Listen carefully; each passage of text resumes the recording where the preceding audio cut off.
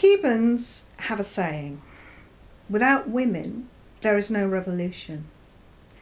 And by that, they don't mean that you need women to be cooking hearty meals for the men so they've got full bellies and lots of energy to go out fighting, and they don't mean they need women to tend to their injuries when they've been fighting, although I'm sure there were plenty who did that.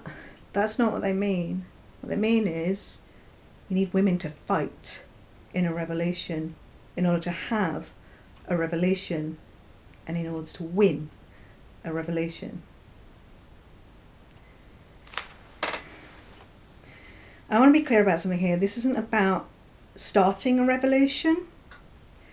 This is about preparing for if or when there is a revolution. I see some people talking about preparing for a revolution. They say things like, setting up mutual aid organisations, setting up systems to pick up the pieces that the government have dropped or, deliberately broken. To set up systems to support the people who the government have deliberately left behind. And that's all well and good, so that people the systems are there for when the government finally fails. That's fine. But you know what else you need to do to prepare for a revolution? You need to learn to fight.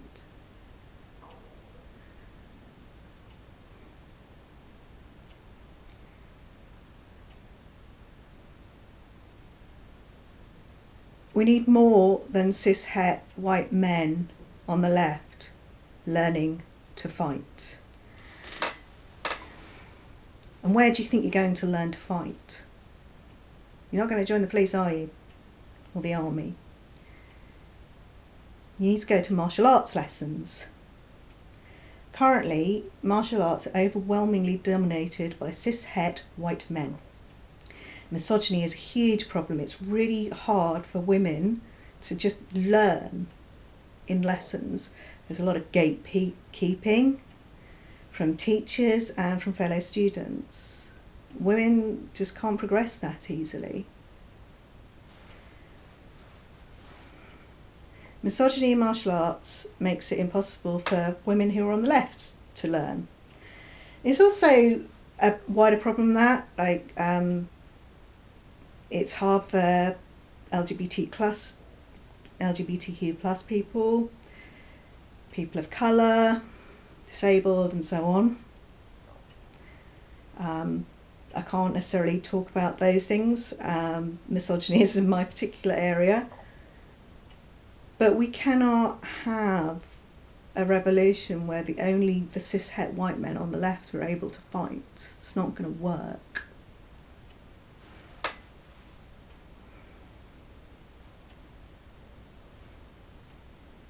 It won't be enough.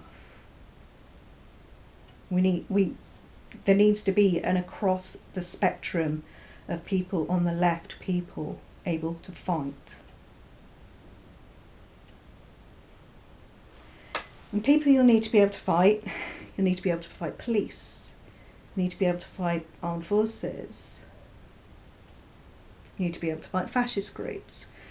Now, on the whole, they don't necessarily have that much training, not as much as you might think. Certainly the police don't. In the army, it's really only the special forces that have lots of training. There's, like the Navy SEALs or the SAS. But they do have some training, and they're all probably got more training than you. So you need to learn. You need to learn to be able to fight these people. You need to be prepared to fight these people. It's no good getting to the point of having a revolution and you suddenly have to learn. You need to learn before there is a revolution.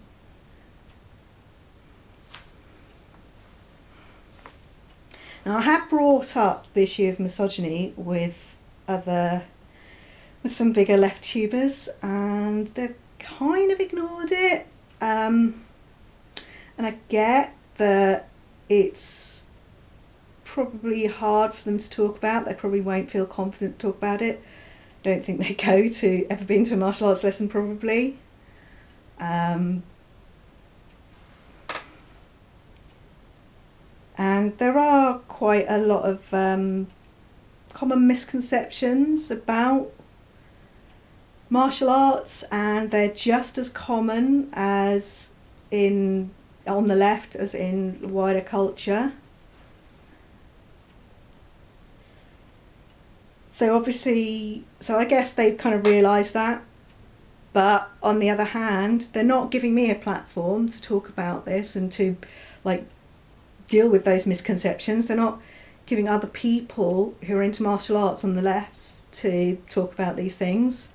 They're not talking to Alana McLaughlin, who's, the trans woman who caused a massive furore a few months ago by being a trans woman who did an MMA fight. She's an explicitly leftist person. She's got "This Machine Kills Fascists" tattooed on her arm. I retweeted it once. And there's a Korean man who's into MMA and is an explicit leftist, and he combines those in his podcast, Southpaw Podcast, where he talks about MMA and being on the left. You need to talk to these people. You need to give these people a platform, because I can't, I can only do it from my perspective. It needs to be a wider perspective than just me, but you need to give all these people. These people need to be able to fight. We all need to be able to fight. And you can't do that if you're not dealing with misogyny or any of these other problems with martial arts. I know that there's often a feeling that it's there's a reluctance to learn to fight, maybe you don't want to learn to hurt people or anything like that. And, well, thing is, if you learn to hurt people and then you hurt people, well, that's on you. That's because you've done it. It's you don't automatically start going around fighting people just because you've learned some martial arts. And in fact, quite a lot of the time, especially with the things like kung fu and karate, you are learning self-discipline when you do that. You learn self-control, not just physical, you learn mental self-control and you learn emotional self-control. So it's not like you're going to go to martial arts lessons and suddenly start raging around everyone. It's not going to happen.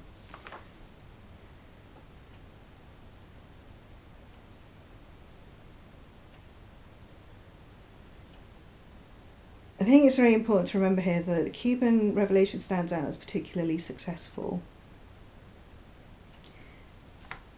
And part of that is that women were integral to it. They were fighting as well. This is why leftists need to address misogyny in martial arts. This is why leftists need to concern themselves with misogyny in martial arts. Because if women and other people who are generally marginalised cannot go and learn meaningfully in martial arts lessons, that's not going to be good. That's not going to help. And I've been talking for years about this in martial arts circles. It's mostly being ignored. It's not coming from the inside. It's just so distressing.